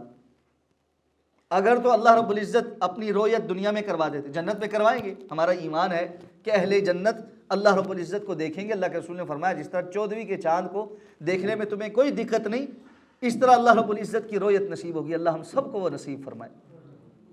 اللہم انا نسألک لذۃ النظر الی وجہک العظیم۔ لیکن اللہ تعالیٰ نے دنیا میں یہ نہیں دکھایا۔ اللہ تعالیٰ نے ہمارے لیے جنت اور جہنم کو مخفی اور پوشیدہ رکھا ہے۔ آخرت میں اللہ تعالیٰ نے جہنم دکھلانی ہے، حشر کے میدان میں ہر شخص جو کھڑا ہوگا وہ جہنم کو دیکھے۔ وَإِن مِّنكُمْ إِلَّا وَارِدُهَا كَانَ عَلَىٰ رَبِّكَ حَتْمًا مَّقْضِيًّا۔ تم میں سے ہر ایک کو سنگل ہر شخص کو اس کے اوپر پیش ہونا پڑے گا۔ اور اس پیش ہونے کا مطلب کیا ہے کہ پل صراط اس کے اوپر قائم ہوگا، اور اس پل صراط پہ سے گزر کر جہنم کی ہولناکیاں دیکھتے ہوئے ہر شخص گزرے گا۔ آج ہمیں نہیں پتہ، اللہ تعالیٰ نے ایمان والوں کو جنت میں داخل کرنا ہے، آج ہمیں نہیں پتہ۔ تو ایمان بالغیب، اللہ نے بتلایا ہے اللہ کے فرشتے ہیں، ہم نے نہیں دیکھے، ہم ایمان لاتے ہیں۔ تو اللہ رب العزت نے جو بات بتلائی ہے، جس کو اگر ہم کلاسیفائی کریں کہ حدیث جبریل میں اللہ کے رسول صلی اللہ علیہ وسلم نے اسلام اور ایمان کے سوال پر ایمان کے اندر جو کچھ بیان کیا، ان تؤمن باللہ وملائکتہ وکتبہ ورسلہ والیوم الآخر والقدر خیرہ وشرہ، یہ ساری کی ساری چیزیں ایمان بالغیب ہیں۔ تو اس طرح اللہ رب العزت کی بات پر ایمان لانا۔ اب یہاں ایک سوال پیدا ہوتا ہے کہ بھائی ہم غیب پر ایمان کیوں لائیں؟ جبکہ ہم نے دیکھا نہیں اس چیز کو، تو ہم مکلف کیوں ہیں؟ ہم مکلف اس لیے ہیں کہ اللہ رب العزت نے ہمیں کہا ہے کہ تم مکلف ہو۔ اللہ رب العزت نے ہمیں بتلایا ہے کہ یہ بات مبنی بر حق ہے، اس لیے تم یہ بات مانو۔ اور اللہ تعالیٰ نے ہمارے لیے اس بات کو ماننے کے لیے جو دلیل دی ہے وہ اپنی کتاب اور اپنے نبی کا فرمان دیا ہے، جس کے مبنی بر حق ہونے کے دلائل اتارے ہیں۔ آج بہت سارے لوگ یہ سوال کرتے ہیں، جب ہم نے اللہ کو دیکھا نہیں، ہم کیسے ثابت کریں غیر مسلموں کو کہ اللہ ہے؟ ہم کیسے ثابت کریں فلاں؟ بھائی اللہ کی کتاب تو معجزے کے طور پہ موجود ہے نا، اللہ نے یہ کتاب دی ہے ہدایت کے لیے، یہ کتاب ہے جو اللہ رب العزت کا تعارف کرواتی ہے۔ اس کتاب کا جو اعجاز ہے، ہم نے پہلے بات کی تھی اپنی سب سے ابتدائی کلاس میں کہ انبیاء کو اللہ تعالیٰ اپنی قوم کی صلاحیت کے مطابق معجزہ عطا فرماتے ہیں۔ تو ہمارے نبی کا معجزہ کیا ہے؟ یہ کتاب، اور یہ معجزہ قیامت تک رہنا، قیامت سے پہلے جو آخری فتنے کے دور ہوگا اس میں اللہ کے رسول نے فرمایا کہ اس کے حروف اٹھا لیے جائیں گے، اور وہ بدبخت ترین لوگ ہوں گے جو اس وقت زندہ ہوں گے، جن کے پاس سے اللہ رب العزت علم کو اس طرح اٹھا لے گا کہ پہلے علماء اٹھ چکے ہوں گے، لیکن اللہ کی یہ کتاب، اس کے ان مصاحف سے حروف بھی اٹھا لیے جائیں گے۔ آج بسا اوقات یہ محسوس ہوتا ہے کہ یہ کیسے ہوگا، یہ کیسے ہو سکتا ہے، جب ایک چیز چھپی ہوئی ہے وہ کیسے مٹ جائے گی؟ ٹھیک ہے، تو ممکن ہے سارا کچھ اس وقت ڈیجیٹل ہو جائے، چھپائی والا کام ہی ختم ہو جائے۔ کتنی چیزیں ایبسولوٹ ہو چکی ہیں نا، پہلے فلاپی ہوتی تھی، آج ایبسولوٹ ہے۔ کہاں کون فلاپی ہے؟ کیسٹ ہوتی تھی، اب کون کیسٹ کو؟ ہماری تو نئی نسل کو پتہ بھی نہیں کیسٹ کیا ہوتی۔ تو اسی طرح ممکن ہے ایک وقت ایسا ہے کہ لوگ پرنٹ کرنا چھوڑ دیں اور پرنٹڈ میٹیریل جو ہے اس کو پہلے ہی تلف کر دیں کہ ہم نے اس کی سب کی ڈیجیٹل کاپیز بنا کر رکھ لی ہیں، اس کو سنبھالنے کی ضرورت کیا ہے؟ اتنی بڑی بڑی لائبریریاں بنا کر رکھنے کے بجائے ایک چھوٹا سا سافٹ ویئر آج موجود ہے، ہزاروں لائبریریاں اس کے اندر آ جاتی ہیں۔ تو اس قسم کی جو ہے نا وہ ضرورت نہیں ہے، اس اسپیس کو کسی اور کام کے لیے استعمال کرو۔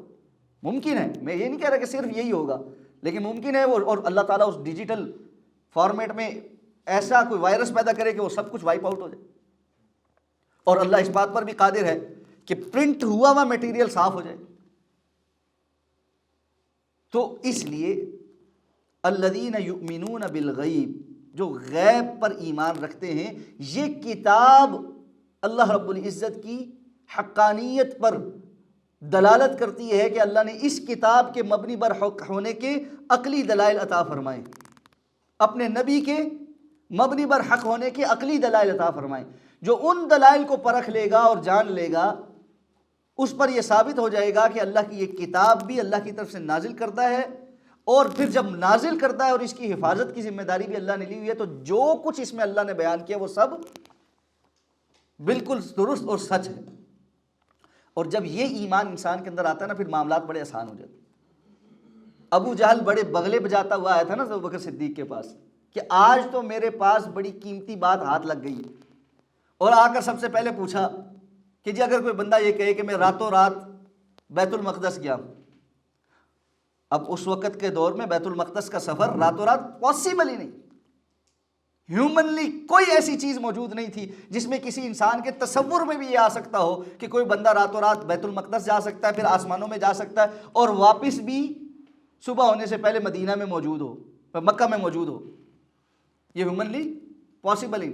آج دیکھیں ہمارا تصور کچھ نہ کچھ کہیں نہ کہیں اس کو قبول کرتا ہے کہ یار اتنی سپیڈ سے کوئی چیز موو کرے، اور جو روشنی کی رفتار ہے وہ کیا ہے، اور اس سے متعلق سپر سونک قسم کی کوئی بہت ہی الٹرا قسم کی چیز ہو تو ایسا کچھ ہو سکتا ہے، ہم کچھ ایسی چیزوں کو دیکھ سکیں۔ اس دور میں ایسا کچھ نہیں تھا بھئی، اونٹ پر سواری کرنے والا اور زیادہ سے زیادہ گھوڑے پر سواری تیز ترین سواری گھوڑا ہے، اس سے اوپر کچھ نہیں ہے، عربی نسل کا گھوڑا، اس سے اوپر کچھ نہیں۔ وہ بھی راتوں رات بیت المقدس نہیں پہنچ سکتا، تو وہ بھاگتا بھاگتا آیا اور آ کر کہنے لگا کہ بھائی یہ اگر بندہ کوئی کہے تو تمہارا کیا خیال ہے، وہی بات سچ ہے؟ وہ بندہ سچ کہہ رہا ہوگا؟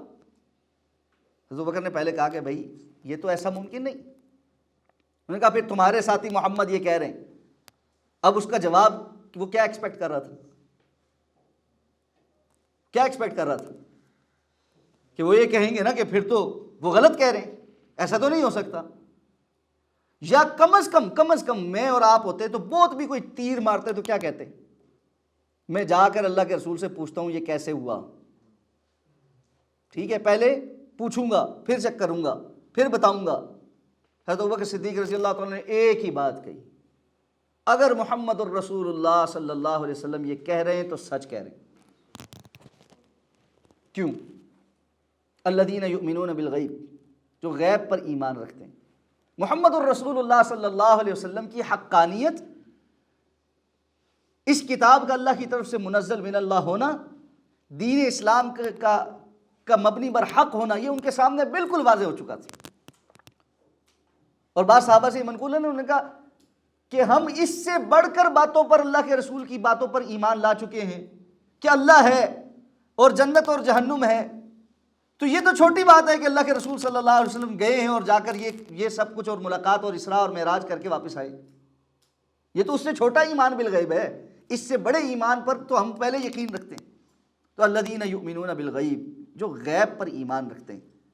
تو غیب پر اس طرح سے ایمان ہے کہ آپ اللہ اور اللہ کے رسول کی بات کی اوتھینٹسٹی اس چینل سے چیک کریں گے جہاں پر اللہ اور اللہ کے رسول نے بتلایا ہے اور چیلنج کے طور پہ واضح کیا ہمارے سامنے کہ یہ دلائل، اور اس کے بعد بات صرف یہ رہ جائے گی کہ اللہ اور اللہ کے رسول نے ایسا کہا ہے یا نہیں کہا۔ اللہ نے تو جو کہا ہے وہ کتاب میں کہا ہے، اس کا کوئی انکار نہیں کر سکتا۔ رسول اللہ صلی اللہ علیہ وسلم نے جو کچھ کہا ہے وہ اپنی احادیث میں کہا ہے، وہ کیسے پتہ چلتا ہے؟ وہ اللہ کے رسول صلی اللہ علیہ وسلم تک منسوب بات کی چین چیک کرنے سے پتہ چلتا ہے کہ یہ بات اللہ کے رسول صلی اللہ علیہ وسلم تک واقعتاً پہنچتی ہے یا نہیں پہنچتی۔ اگر پہنچ گئی تو اس کو ماننا ہی ماننا ہے۔ اب میری عقل میں آتی ہے یا نہیں آتی، مجھے سمجھ آتی ہے یا نہیں آتی، یہ ایک علیحدہ موضوع۔ مجھے ایمان رکھنا ہے کہ وہ ایسے ہی ہے جیسے اللہ اور اللہ کے رسول نے بتلایا۔ آج کے دور کا ایک اور بہت بڑا فتنہ اور وہ شبہ جس پر ہم بات کرتے ہیں بار بار کہ جی شبہات کے یہ فتنے کا دور ہے، یہ اس میں سے ایک شبہ یہ بھی ہے کہ جی یہ بات قرآن نے تو بیان نہیں کی، اگر یہ اتنی امپورٹنٹ ہوتی تو قرآن میں اللہ تعالیٰ بیان کرتے، چونکہ یہ علیحدہ سے حدیث میں بیان ہوئی اس لیے ہم نہیں مانیں گے۔ کتنے لوگ ہیں جو ایمان رکھتے ہیں، سارا کچھ کرتے ہیں، نمازیں بھی آپ کے ارد گرد پڑھتے ہیں، لیکن کہتے ہیں جی دجال جو ہے نا یہ کچھ نہیں ہے، کچھ بھی نہیں۔ اتنا بڑا فتنہ، اتنی بڑی بات، اگر یہ واقعتاً کوئی بات ہوتی تو اللہ تعالیٰ قرآن مجید میں اس کا تذکرہ کرتا۔ یہ ساری کی ساری باتیں بعد میں لوگوں نے گھڑی ہیں، اور صحیح بخاری، صحیح مسلم میں اور دیگر احادیث کی کتب میں صحیح سند کے ساتھ بھی جو بات ہے ہم اس کو نہیں مانتے۔ کیوں نہیں مانتے جی؟ بس یہ کیونکہ یہ صرف حدیث میں ہے۔ تو آپ نے جب ایک مرتبہ اللہ اور اللہ کے رسول صلی اللہ علیہ وسلم کی بات کی اوتھینٹسٹی کو تسلیم کر لیا ہے، الذین یؤمنون بالغیب کے تحت، اور اس کے جو اصول اور پیرامیٹرز ہیں ان کو جان لیا ہے کہ اللہ اور اللہ کے رسول کی بات کس طرح سے جج کی جاتی ہے کہ یہ ہے یا نہیں ہے، یہ بات اللہ تعالیٰ کی ہے اور اللہ کے رسول کی ہے یا نہیں ہے۔ جب بات اس پیرامیٹر پہ پوری اتر جائے، جب سند بالکل صحیح آپ تک پہنچ جائے، اس کے بعد اگر وہ مجھے سمجھ آتی ہے تب بھی قبول کرنی ہے، سمجھ نہیں آتی تب بھی قبول کرنی۔ علامہ زاہد الراشدی ایک بڑے عالم ہیں موجودہ دور کے، دیوبند مکتبہ فکر سے ان کا تعلق ہے، بڑے معروف نام ہے۔ ان کی ایک بات مجھے بڑی اچھی لگی۔ ایک جگہ لیکچر دے رہے تھے تو کہنے لگے کہ دین کی بہت ساری باتیں اور اللہ کے رسول صلی اللہ علیہ وسلم کی احادیث میں بہت ساری خبریں ایسی ہیں جو بسا اوقات انسان کو اس دور میں سمجھ نہیں آ رہی ہوتی کہ وہ کیسے ہوں گی یا یہ کیا بات ہے، لیکن کچھ آنے والا وقت ان کو اس کی حقانیت کو ایسے واضح کر دیتا ہے کہ انسان حیران رہ جاتا ہے۔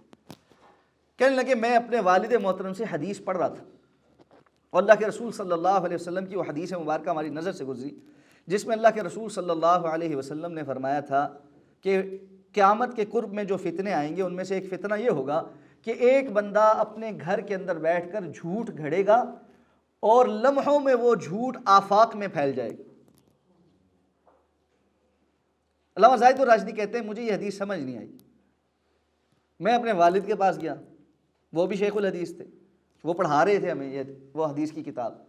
میں نے کہا کہ والد محترم مجھے یہ سمجھ نہیں آیا کہ ایک بندہ گھر میں جھوٹ بولے گا اور لمحوں میں آفاق میں پھیل جائے گا، یہ کیسے ہوگا؟ کہتے میرے والد نے مجھے یہ بات بتائی کہ ہم نے اس حدیث کو اپنے اساتذہ سے اسی طرح پڑھا ہے، انہوں نے اپنے اساتذہ سے اسی طرح پڑھ کے نقل کیا ہے اور یہ نسل در نسل اسی طرح نقل ہو رہی ہے، ابھی تک یہ بات وقوع پذیر نہیں ہوئی کیونکہ یہ قیامت کے قرب میں وقوع پذیر ہونی ہے۔ کیسے ہوگی ابھی ہمیں نہیں پتا، لیکن ہمارا ایمان ہے کہ صحیح سند سے ہمارے تک یہ بات منتقل ہوئی ہے تو انشاءاللہ ایسا ہی ہوگا۔ کب ہوگا، کیسے ہوگا؟ جس وقت ہوگا اہل ایمان کو سمجھ آ جائے گا کیسے ہوگا۔ کہتے تھوڑا عرصہ نہیں گزرا میری اپنی زندگی میں یہ معاملہ ہو چکا ہے کہ اپنا موبائل اٹھا کر کہنے لگے یہ فتنہ ایجاد ہو چکا ہے،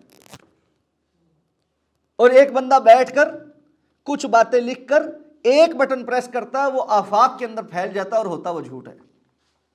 اللہ کے رسول صلی اللہ علیہ وسلم نے جس دور میں یہ بات بیان کی، اس دور کے لوگوں کو، بعد میں آنے والے لوگوں کو، ہمارے دور تک انٹرنیٹ ایجاد ہونے تک اور موبائل فونز اور سوشل میڈیا اور اس کے پلیٹ فارمز ایجاد ہونے تک، الیکٹرانک میڈیا ایجاد ہونے تک کے مسلمانوں کا اس پر غیب سے ایمان تھا کہ صحیح سند سے اللہ کے رسول نے یہ بات کہہ دی ہے۔ اس دور میں کوئی بندہ کہتا نہیں ہے میرے عقل میں فٹ نہیں ہوتی، میں نہیں مانتا۔ آج عقل میں فٹ ہوتی ہے۔ تو بہت ساری چیزیں ایسی ہوتی ہیں جو کسی دور میں انسان کی عقل میں فٹ نہیں ہو رہی ہوتی، اگلے دور میں انسان کی عقل میں فٹ ہو رہی ہوتی۔ اس لیے اس بات کو سمجھیں کہ الذین یؤمنون بالغیب میں ایک بہت اہم معاملہ یہ ہے کہ دین کے وہ اصول اور ضوابط جو اللہ اور اللہ کے رسول نے دیے ہیں، اور پھر علماء کرام نے ان اصول اور ضوابط کو نکھار کر امت کے سامنے پیش کر دیا ہے، ان اصول اور ضوابط کے مطابق آپ کو دین سمجھنا اور پرکھنا ہے۔ اپنی عقل کی پسند ناپسند کے مطابق دین پر نہیں چل سکتے آپ۔ تو ہدی للمتقین، یہ ان کے لیے، متقین کے لیے ہدایت ہے، الذین یؤمنون بالغیب، جو غیب پر ایمان رکھتے ہیں۔ اس کے بعد ایمانیات کے بعد فوراً عبادات میں سے ایک اہم ترین بات کی بات ہوئی، وَيُقِيمُونَ الصَّلَاةَ، اور نماز کو قائم کرتے ہیں۔ قرآن مجید میں جس بھی جگہ نماز کا تذکرہ آپ کو ملے گا، وہاں پر نماز کے قائم کرنے کا تذکرہ ملے گا، پڑھ لینے یا ادا کر لینے کا تذکرہ نہیں ملے گا۔ الذین یقیمون الصلاۃ، وہ نماز کو قائم کرتے ہیں۔ قائم کرنے کے اندر کچھ چیزیں ہیں، کچھ شروط ہیں، جو ان کو پورا کرتا ہے وہ نماز کو قائم کرتا ہے۔ سب سے پہلی بات تو یہ کہ الذین ان مکناہم فی الارض اقاموا الصلاۃ، اللہ نے بیان فرمایا ہے کہ اہل ایمان کی ایک نشانی یہ بھی ہے کہ جب انہیں ہم زمین میں حکمرانی عطا فرماتے ہیں، تمکنت عطا فرماتے ہیں، وہ صاحب اختیار بن جاتے ہیں۔ اقاموا الصلاۃ، وہ نماز کو قائم کرنے کا نظام قائم کرتے ہیں۔ اور نماز وہ عبادت ہے جو اجتماعی طور پر اجتماعی عبادت ہے، اس کی انفرادی حیثیت اور انفرادی معاملات بھی ہیں، لیکن اصولی طور پر یہ اجتماعی عبادت ہے۔ اسی لیے دن میں 5 مرتبہ اذان ہوتی ہے، اس لیے اہل ایمان کو بلا شرعی عذر، مرد حضرات کو بالغ ہو جانے کے بعد بلا شرعی عذر مسجد میں جماعت کو چھوڑنے کی اجازت نہیں۔ اور ہم متعدد بار وہ احادیث سن چکے ہیں، میں بہت تفصیل میں نہیں جا رہا اس حوالے سے، کہ اللہ کے رسول صلی اللہ علیہ وسلم سے نابینا صحابی نے اجازت مانگی اور عذر بیان کیے، بعض احادیث میں بعض 5 اور بعض میں 6 عذر بیان کیے، اور کہا کہ اللہ کے رسول میں گھر پہ نماز پڑھ لیا کروں۔ آپ نے ان 6 کی 6 یا 5 باتوں کو شرعی عذر نہیں مانا، اور کہا کہ اگر اذان کی آواز سنتے ہو تو تمہیں مسجد میں آ کر نماز پڑھنی پڑے گی۔ نہ ہماری بصارتیں گئی ہوئی ہیں، نہ ہمارا گھر مسجدوں سے دور ہے، نہ گھر کے راستے میں تکلیف دہ چیزیں ہیں، نہ ہمارے لیے کسی کے گائیڈ کرنے کا مسئلہ ہے، اس سب کے باوجود نہ ہمارے اوپر بڑھاپا ہے۔ اگر ہم 5 وقت کی نماز کا جماعت سے اہتمام نہ کریں تو ہمارے پاس اللہ کے ہاں پیش کرنے کو 7واں 8واں کون سا شرعی عذر ہے، یہ میں نے اور آپ نے دیکھنا ہے، جبکہ ہمارے پاس صحت بھی ہے، عافیت بھی ہے، گاڑیاں اور ایک سے ایک بہترین سواریاں بھی موجود ہیں۔ مسجد جتنی بھی دور ہو، 15 منٹ سے 20 منٹ کا وقفہ ہوتا ہے اذان اور نماز کے درمیان۔ میرا یقین ہے کہ ہم میں سے شاید 99% لوگ ایسے یہاں پر بیٹھے ہوں گے جو اس 15 منٹ میں اپنی سواری سے کسی بہترین مسجد میں پہنچ سکتے ہیں اور وہاں جا کر جماعت سے نماز پڑھ سکتے ہیں۔ اس لیے جماعت سے نماز کو چھوڑنا، یہ اس نماز کے قائم کرنے کی ایک شرط کو چھوڑ دینا۔ اسی طرح نماز کو قائم کرنے کا مطلب میں یہ بھی شامل ہے کہ نماز رسول اللہ صلی اللہ علیہ وسلم کے طریقے کے مطابق پڑھی جائے۔ آپ صلی اللہ علیہ وسلم نے فرمایا صلو کما رأیتمونی اصلی، نماز ویسے پڑھو جیسے تم مجھے پڑھتے ہوئے دیکھتے ہو۔ اللہ تعالیٰ نے آپ صلی اللہ علیہ وسلم کو اسوہ بنایا ہے، اس لیے نماز کو ویسے پڑھنا پڑے گا جیسے اللہ کے رسول نے پڑھ کر دکھائی، اور جس طرح اس کی وضاحت کی ہے، کون سی نماز کس وقت میں فرض ہے، اس کی کیا سنتیں ہیں، اس کے کیا فرائض ہیں، اس کے لیے شرائط کیا ہیں، وہ ساری کی ساری چیزوں کو سیکھنا اور اس کے مطابق نماز پڑھنا۔ جب بندہ ان چیزوں کا اہتمام کر لے پھر جا کر وہ نماز کو قائم کرنے والا بنتا ہے۔ اور یہ بھی سمجھ لیں کہ نماز وہ چیز ہے جس کا سب سے پہلے سوال ہوگا قیامت کے روز، سب سے پہلے۔ اور آپ نے فرمایا جس کی نمازیں ٹھیک ہوئی آگے کا معاملہ آسان ہو، جس کی نمازوں میں جو پھنس گیا وہ اگلے معاملات میں پھر پھنسے گا ہی پھنسے۔ تو نماز ایک بہت اہم رکن ہے اسلام۔ اس لیے صحابہ کرام جو بندہ 5 وقت کی نماز آ کر پڑھتا تھا اس کے ایمان کی گواہی دیتے تھے، اور جو نماز نہیں پڑھتا تھا اس کو منافق سمجھتے تھے۔ اچھا، اور منافقین کے متعلق دیکھیں قرآن مجید میں کیا آتا ہے کہ وہ آتے ہیں قاموا کسالا یراؤون الناس ولا یذکرون اللہ الا قلیلا، سستی کے ساتھ آتے ہیں، بہت بے دلی کے ساتھ کھڑے ہوتے ہیں، لوگوں کو دکھلانے کی نماز پڑھتے ہیں، اور اللہ کا تذکرہ بہت تھوڑا تھوڑا کرتے ہیں، بس بھگتانے والی بات کرتے ہیں۔ بھائی اتنے کشٹ میں پڑھنے کی کیا ضرورت تھی؟ ہمارے زمانے میں ہوتے تو جانے کی ضرورت نہیں ہوتی، پھر بھی ایمان ویسے کا ویسا رہتا۔ تو اس دور میں تو معاملہ یہ تھا کہ صحابہ کرام کے نزدیک ایمان کی پہچان اور مسلمان کی پہچان ہی نماز سے ہوتی تھی، تو ان کو مجبوری مارے مسجد میں آ کر پڑھنی ہی پڑتی تھی، اس لیے کہ اگر نہیں آئیں گے تو پکا ٹھپا لگ جائے گا یہ منافق۔ اور آج ہمارا سارا ایمان سلامت ہے نمازوں کو قائم کیے بغیر، کوئی فرق ہی نہیں۔ یہ علامت ہے، اسلام کے شعائر میں سے ایک شعار ہے، اس لیے اللہ رب العزت نے سب سے پہلے اس چیز کو بیان کیا ہے۔ متقین کی علامت میں سے ایمان کے بعد نماز کا قائم کرنا۔ نماز کے قائم کیے بغیر تقوی کی کوئی تعریف نہیں ہے، تقوی کی کوئی انسان کے اندر علامت جو ہے وہ اور نہیں پیدا ہو سکتی۔ سب سے بڑھ کر جو علامت ہے وہ جس کو اللہ نے بیان کیا وہ نماز۔ کوئی سوال آپ پوچھیں؟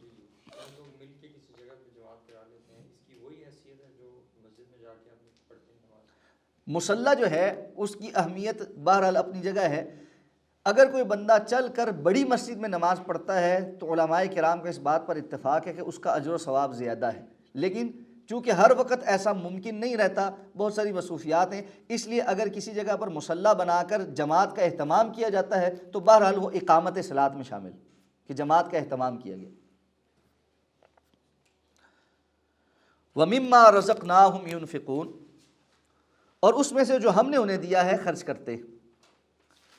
اب یہ بھی تقوی اور ایمان کی علامات میں سے ہے کہ انسان اللہ رب العزت کے مال کو اللہ کی عطا سمجھ کر اپنی زندگی میں حاصل کرے، اور اللہ کی عطا سمجھ کر ہی اللہ کے حکم کے مطابق خرچ کرے۔ تو پہلی چیز جو سمجھ آتی ہے مما رزقناہم، جو ہم نے ان کو رزق دیا ہے۔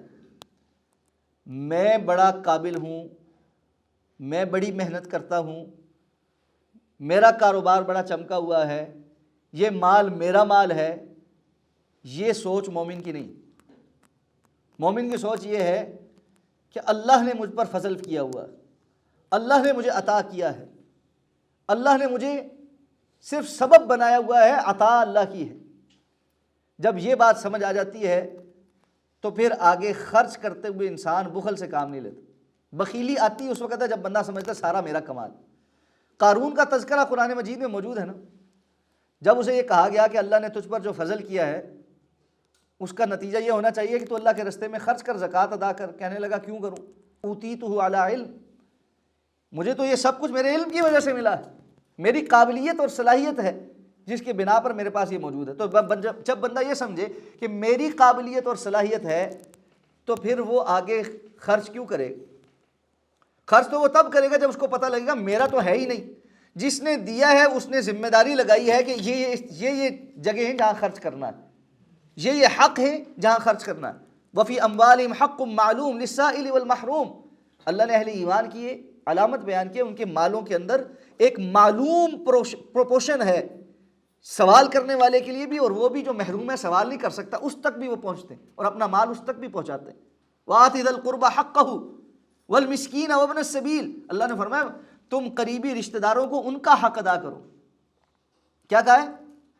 ان کا حق ادا کرو۔ تو پتہ یہ چلا ہمارے مال میں ان کا حق ہے، یہ سارا ہمارا نہیں ہے۔ اور مسکینوں کو دو، اور مسافروں کے اوپر خرچ کرو۔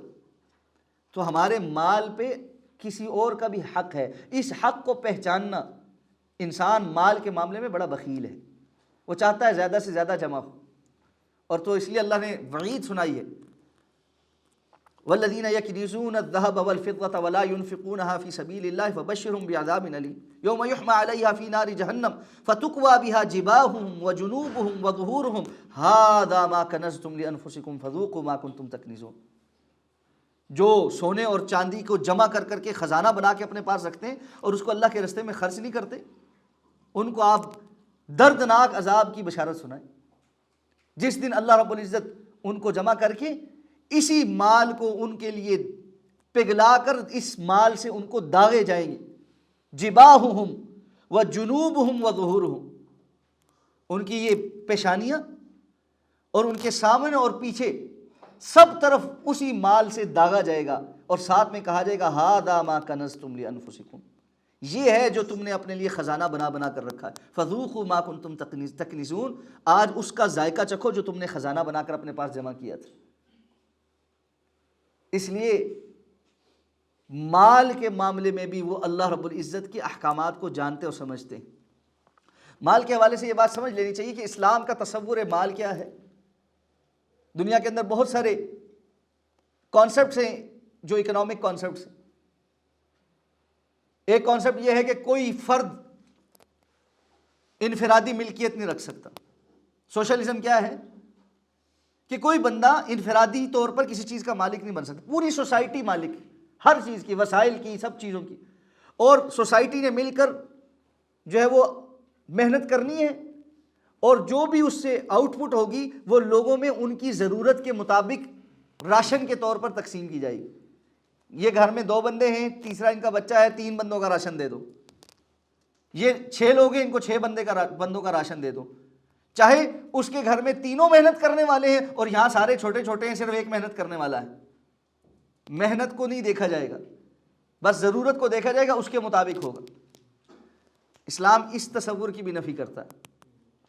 اور دوسرا ماڈل کیا ہے کہ انسان مالک کل ہے، مطلقاً مالک ہے کسی چیز کو۔ کیپٹلسٹک، کلاسیکل کیپٹلسٹک جو ماڈل ہے وہ یہ ہے کہ ایک فرد ساری دنیا کا بھی مالک ہو سکتا ہے، اکیلا ایک بندہ ساری دنیا کا مالک اگر بن سکتا تو بن جائے، کوئی ضرورت نہیں کسی اور کا خیال کرنے کی، اور اس میں کسی کو انٹرفیئر کرنے کی بھی ضرورت نہیں۔ مارکیٹ کے اپنے اصول ہوں گے، ڈیمانڈ اینڈ سپلائی کی ایک چین ہے، اس کے مطابق جو مرضی جس طرح مرضی کھیلے، بس ایک فرد جو ہے وہ ہر چیز کا مالک بن سکتا۔ اللہ تعالیٰ نے اس کے مقابل ہمیں یہ دیا ہے وَمِمَّا رَزَقْنَاهُمْ، جو ہم نے رزق دیا ہے، رزق اللہ رب العزت کے دیا گیا ہے، مالک اللہ ہے۔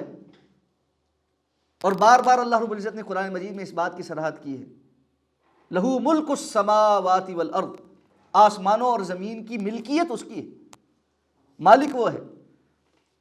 ہمارے پاس عارضی ملکیت ہے، اس کا مطلب یہ ہے فرد عارضی ملکیت رکھتا ہے، یہ مطلقاً ملکیت سے انکار یہ بھی اسلام میں نہیں۔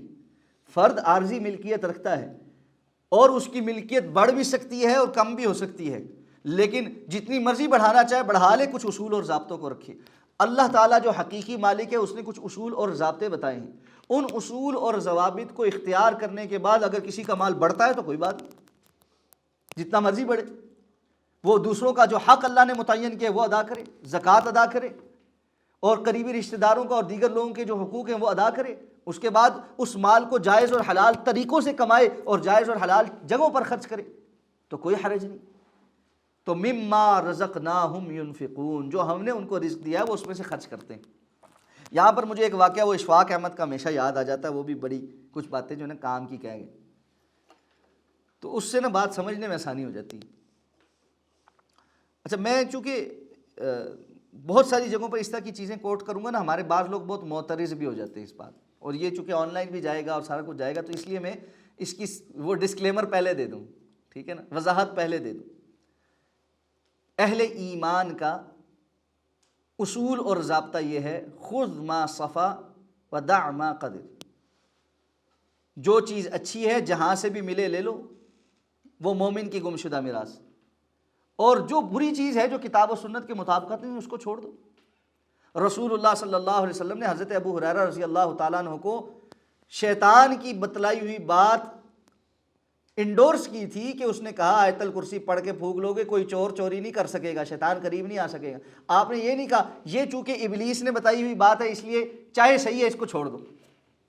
آپ نے کہا بات صحیح بتا گیا ہے جھوٹا ہے، تو واضح ہونا چاہیے انسان کے سامنے کہ کسی کا منہج کیا ہے، لیکن اگر کوئی صحیح بات بتائیے تو اس کو نقل کرنے میں کوئی مذائقہ نہیں، تو اس لیے اس معاملے میں کوئی فتویٰ نہ لگائے۔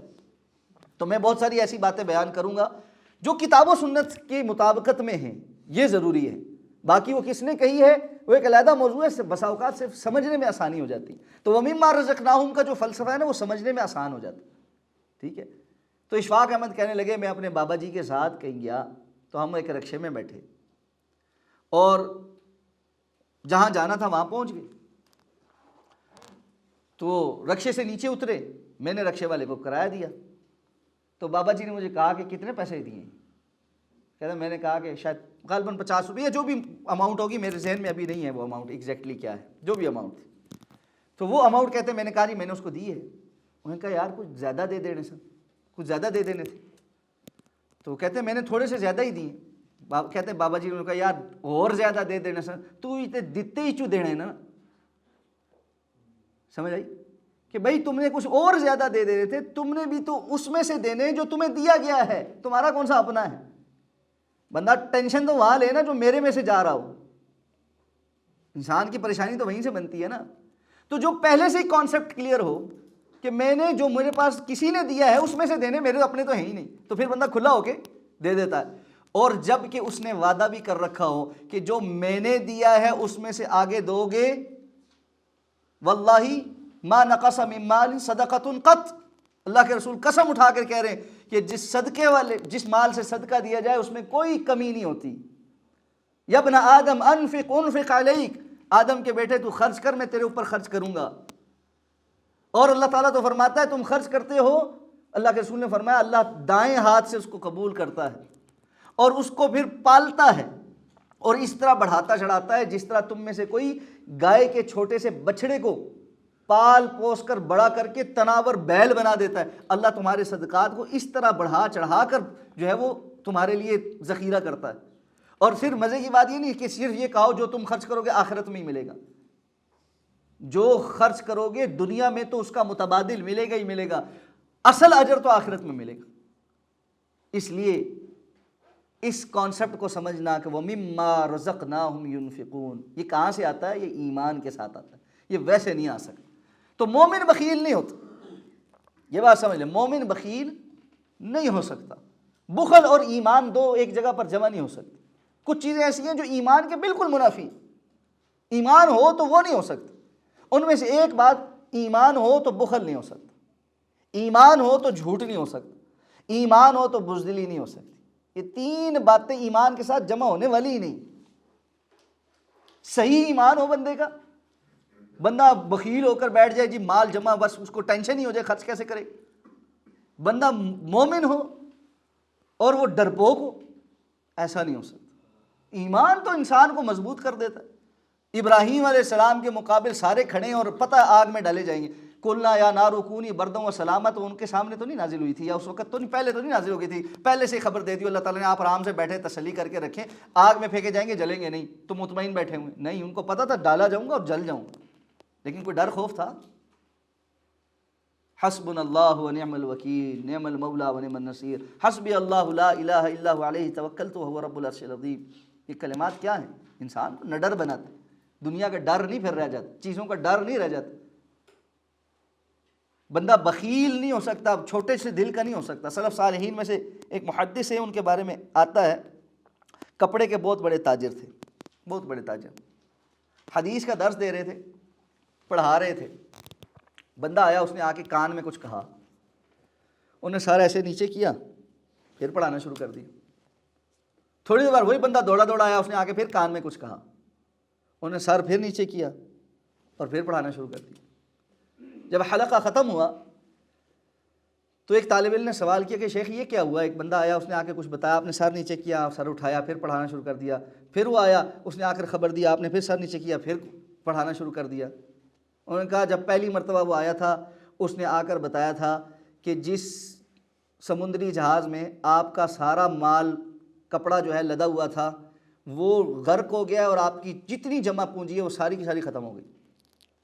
کہتے ہیں میں نے سارا ایسے نیچے کیا اور سوچا کہ اس سے مجھے کیا فرق پڑا ہے، تو مجھے یہ پتہ چلا کہ مجھے کوئی فرق نہیں پڑا، اس لیے کہ جس رب نے مجھے وہ دیا ہے وہ ابھی بھی زندہ ہے، موجود ہے اور مجھے رزق دینے پر قادر ہے، اس لیے میں نے دوبارہ پڑھانا شروع کر دی، کوئی فرق ہی نہیں پڑا۔ کہتے وہ بندہ پھر آیا، اس نے آ کے مجھے خبر دی کہ آپ کا وہ سارے کا سارا مال محفوظ ہے، خبر غلط ہے، وہ کسی اور کا جہاز غرق ہوا ہے۔ کہتے اس خبر کے ملنے پر میں نے پھر سر کسی کر کے دیکھا کہ مجھے کیا فرق پڑا ہے، تو مجھے کوئی فرق نہیں پڑا، میرا رب موجود تھا جس نے اس مال کے دینے پر بھی آزمایا ہے، لینے پر بھی خبر آئی تھی تو آزمایا تھا، مجھے کوئی فرق نہیں پڑا کہ اللہ موجود ہے، الحمدللہ۔ میں نے پھر پڑھانا شروع کر دی۔ ایمان یہاں لے کر آتا ہے انسان، چھوٹی چھوٹی باتوں پہ، چھوٹی چھوٹی چیزوں پر پاگل ہو جاتے لوگ، خودکشی کر لیتے، دوسروں کو قتل کر دیتے، خود قتل ہو جاتے مال کے تھوڑے تھوڑے معاملات کے پیچھے۔ ایمان کہاں ہے؟ وَمِمَّا رَزَقْنَاهُمْ يُنْفِقُونَ، وہ اس میں سے خرچ کرتے ہیں جو ہم نے ان کو رزق عطا فرمایا۔ اگلی آیات پر انشاءاللہ اگلے سیشن میں گفتگو کریں گے، کوئی سوال ہے تو آپ پوچھ سکتے ہیں۔